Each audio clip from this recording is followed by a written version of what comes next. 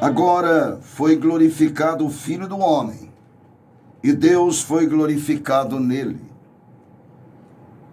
Se Deus foi glorificado nele, também Deus o glorificará nele mesmo, e glorificá-lo-á imediatamente. Filhinhos, ainda por um pouco estou convosco. Buscar-me-eis, e o que eu disse aos judeus também agora vos digo a vós outros: para onde eu vou, vós não podeis ir. Novo mandamento vos dou, que vos ameis uns aos outros, assim como eu vos amei, que também vos ameis uns aos outros. Nisto conhecerão todos que sois meus discípulos, se tiverdes amor uns aos outros. Perguntou-lhe Simão Pedro: Senhor, para onde vais? E respondeu-lhe Jesus: para onde eu vou, não me podes seguir agora. Mais tarde, porém, me seguirás. E replicou Pedro: Senhor, por que não posso seguir-te agora? Por ti, Senhor, darei a própria vida. Respondeu Jesus: darás a vida por mim? Em verdade te digo, que jamais cantará o galo antes que me negues 3 vezes. Amados, queridos irmãos, com esse texto em João, capítulo 13, do versículo 31 ao versículo 38, nós encontramos algo maravilhoso, uma lição preciosa para as nossas vidas. Jesus estava dizendo para os seus discípulos da realidade da sua morte, da sua ressurreição e também da sua assunção aos céus. Seria levado para a glória. E ele estava dizendo que os irmãos, os discípulos, não poderiam segui-lo agora, mas que depois haveria de estar com ele. E o que me chama a atenção aqui é essa disposição de Pedro, né, por impulso ou, eu vou dizer assim, impulso emocional, somente isso. E Pedro levantou a voz e disse: por que não posso seguir-te agora? Por ti darei a própria vida. E Jesus foi claro: darás a vida por mim? Em verdade te digo que jamais cantará o galo antes que me negues 3 vezes. Mas, de maneira afoitada, Pedro diz: não, estou pronto para dar a vida por ti, Senhor. Por que eu não posso te seguir agora? Estou pronto para morrer pelo Senhor. Isso é impulso emocional. Isso me chamou muito, mas muito atenção, porque muitas vezes também agimos por impulso emocional. Quantas e quantas vezes já propomos dentro da casa de Deus, quantas vezes já propomos também impulsionados emocionalmente pelo momento de fazermos isso, de fazermos aquilo, de sermos mais próximos de Deus, de mergulharmos mais na sua palavra. Quantos, na passagem de ano, naquele último momento, quando estamos próximo a entrar um ano novo, quantos não fazem também promessas e promessas, tudo por impulso emocional? Pois é, queridos, muitas vezes fazemos como Pedro e achamos que estamos certos de nós mesmos, de que aquilo que propomos é exatamente o que sentimos e é exatamente aquilo que vamos fazer. Mas eu coloquei um não. Não, por impulso emocional, não, porque isso traz grandes prejuízos para nós mesmos. E eu fui procurar, dentro da palavra de Deus, obviamente, textos que me mostram pessoas que também por uma emoção muito forte fizeram propostas e até fizeram votos a Deus, tudo por impulso emocional. Olha o caso de Jefté. Jefté aqui no capítulo 11, a partir do versículo 29, olha o que diz Jefté. Então o Espírito do Senhor veio sobre Jefté, e atravessando este por Gileade e Manassés, passou até Mispa de Gileade, e de Mispa de Gileade passou contra os filhos de Amon. Fez Jefté um voto ao Senhor e disse: se com efeito me entregares os filhos de Amon nas minhas mãos, quem primeiro da porta da minha casa me sair ao encontro, voltando eu vitorioso dos filhos de Amon, esse será do Senhor, e eu oferecerei em holocausto. Olha que coisa terrível.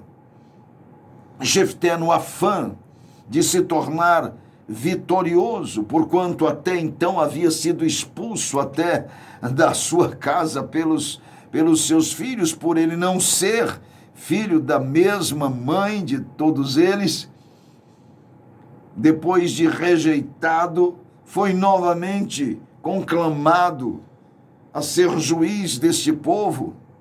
Se saísse em batalha contra os amonitas, e ele aceita isso, e ele busca o favor de Deus, até aí tudo certo, buscar o favor, fez a coisa certíssima, ele busca o favor de Deus para entrar nesta batalha. Ele sabia que a vitória só vem do Senhor, mas o problema de Jefté foi que ele, por impulso emocional, no afã de entrar na batalha contra os amonitas e sair vencedor, ele então faz um voto que jamais deveria ter feito se ele parasse para pensar um pouco. Ele não o fez. E ele promete a Deus que se o Senhor lhe conduzisse em vitória contra os amonitas, aquele primeiro, olha o que ele diz aqui, aquele que primeiro viesse ao encontro dele, voltando ele vitorioso aí dos filhos de Amon, esse seria do Senhor, e ele ofereceria isto em holocausto, isto é, oferta queimada, esquartejada, queimada ao Senhor. Só que tem uma coisa, Jefté, por certo, pensou que, será que ele havia pensado que algum animal de estimação iria sair ao seu encontro? Será que ele não raciocinou que tinha apenas uma filha, aquela que poderia suscitar descendência a ele, que era o que todos buscavam naquela época, descendência. Parece que ele não pensou muito nisso, e por impulso ele faz um voto a Deus.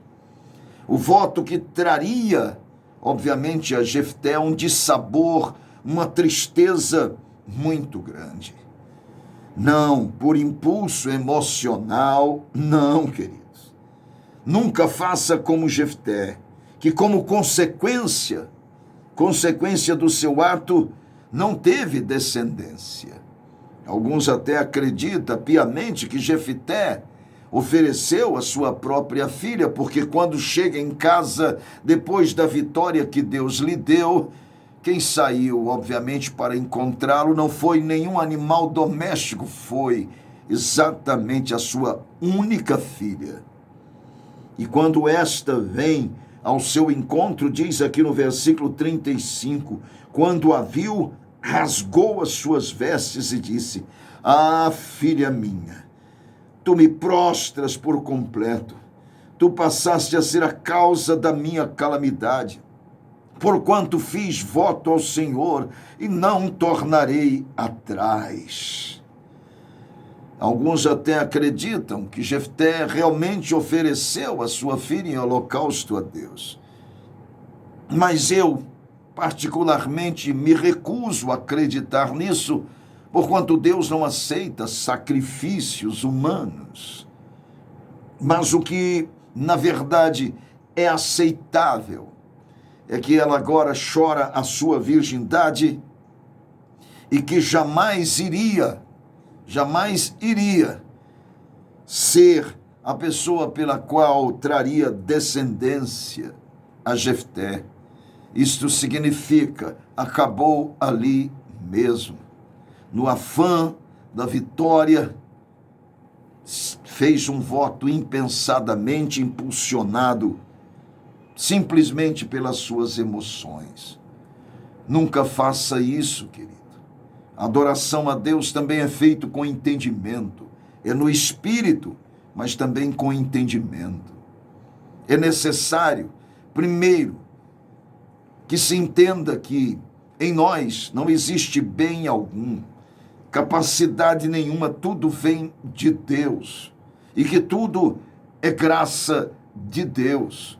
A Bíblia diz para não fazermos voto, mas se fizermos, teremos que pagar. E quantas vezes fazemos voto e não cumprimos com ele, porque depois de fazê-lo percebemos que foi uma loucura, uma insensatez, uma insanidade. Portanto, não tome nenhuma decisão por impulso emocional. Faça isso na direção de Deus e dentro da vontade específica e gloriosa de Deus. Me perguntava hoje pela manhã por que teria que falar sobre isso. Talvez você que está me ouvindo aí do outro lado, quem sabe você também terá que tomar uma decisão. E talvez no afã da situação você venha propor alguma coisa, mas é apenas por impulso emocional.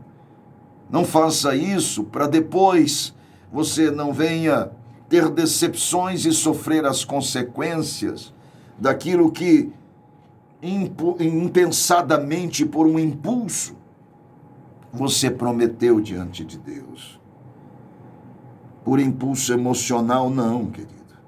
Nós temos um outro texto aqui, que é maravilhoso, que nos mostra de consequências sofridas por decisões que foram tomadas por impulso emocional. Está aqui em 2 Samuel, no capítulo 6.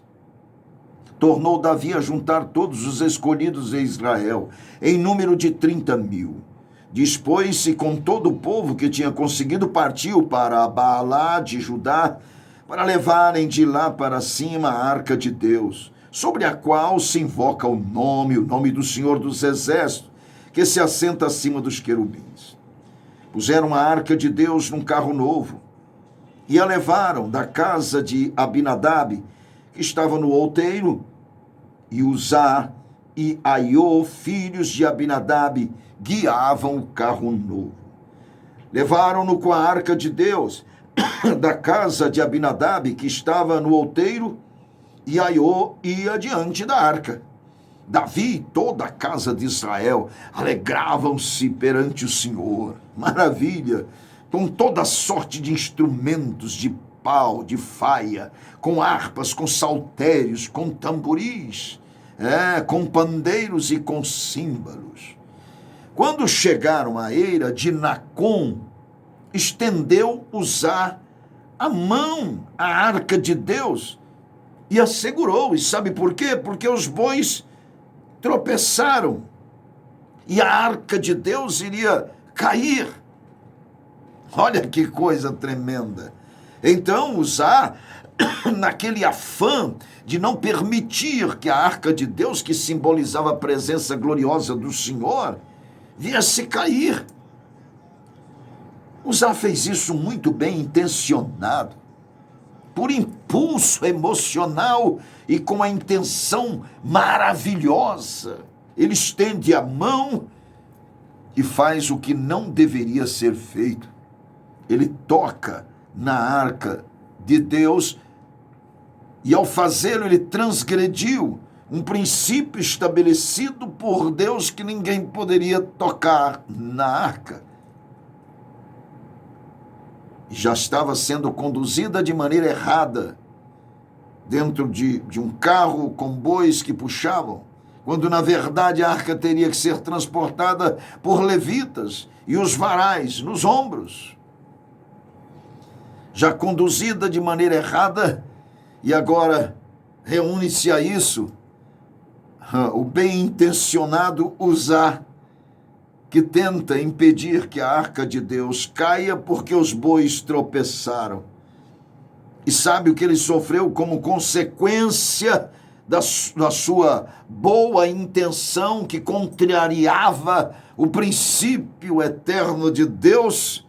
Pois é, a ira do Senhor se acendeu contra Uzá, e Deus o feriu ali por irreverência, e morreu ali junto à arca de Deus, o que fez com que Davi ficasse desgostoso, porque o Senhor irrompera contra Uzá.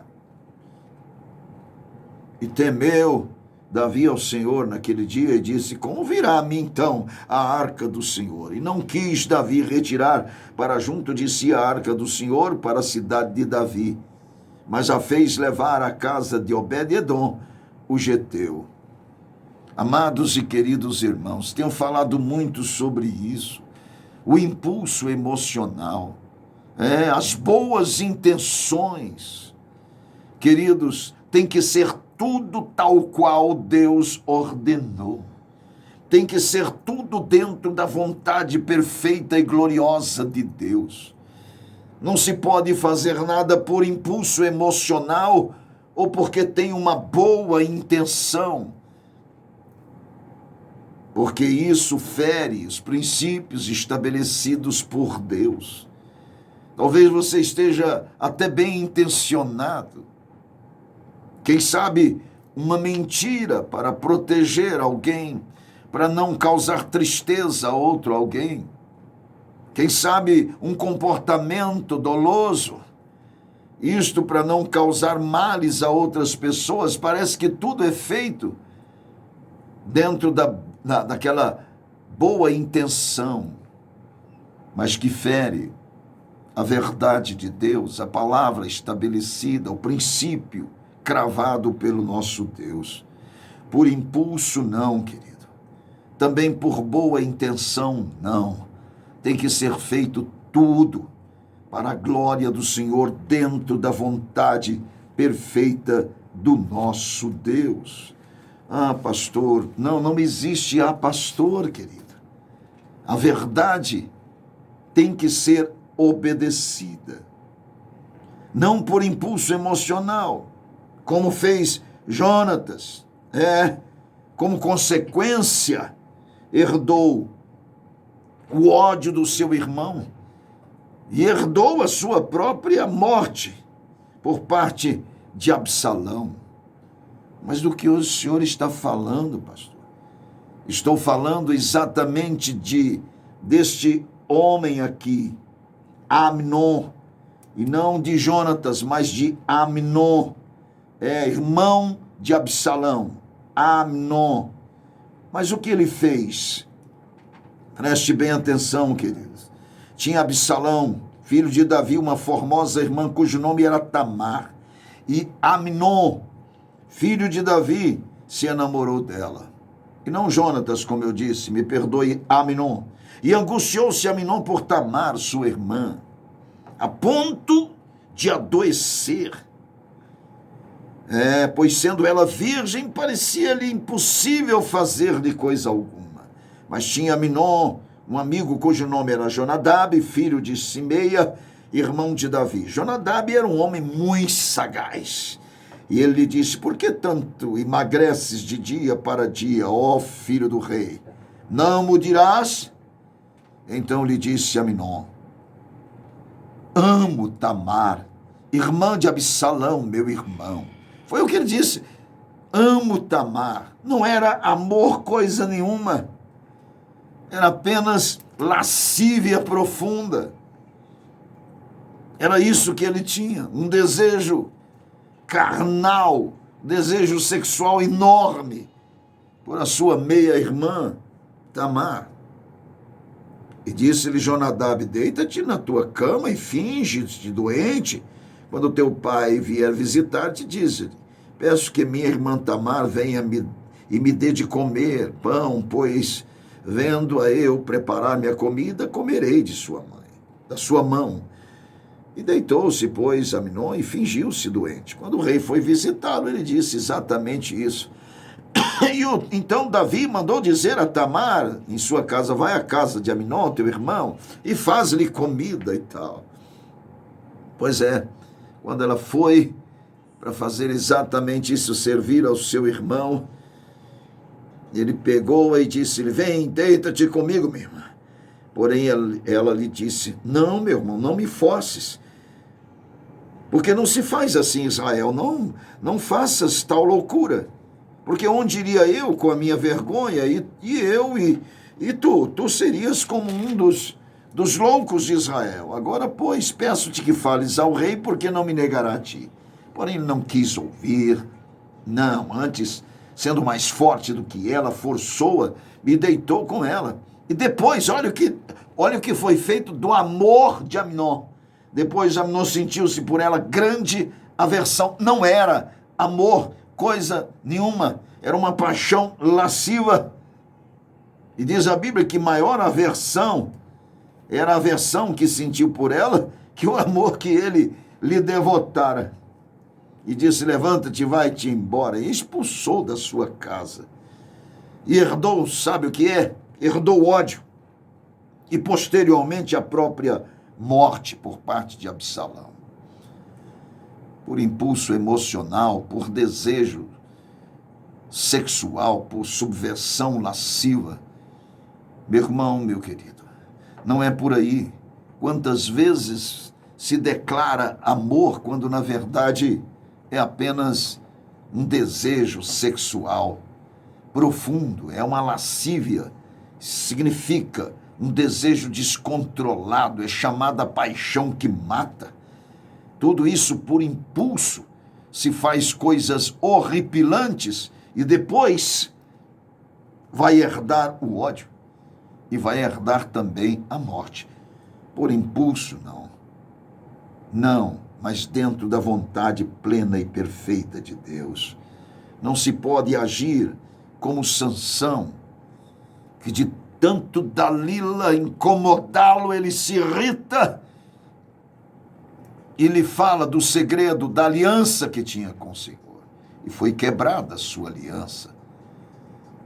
E quebrada a sua aliança, vazaram-lhe os olhos, colocaram numa pedreira e ficou ele girando em torno de si mesmo, pagando, sofrendo as consequências do seu impulso. Herdou cegueira, herdou o opróbrio e o esvaziamento espiritual. Não, por impulso emocional, não. De jeito nenhum.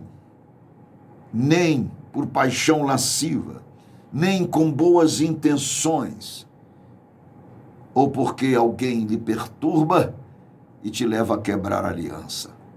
Não. Tem que ser dentro da vontade perfeita de Deus.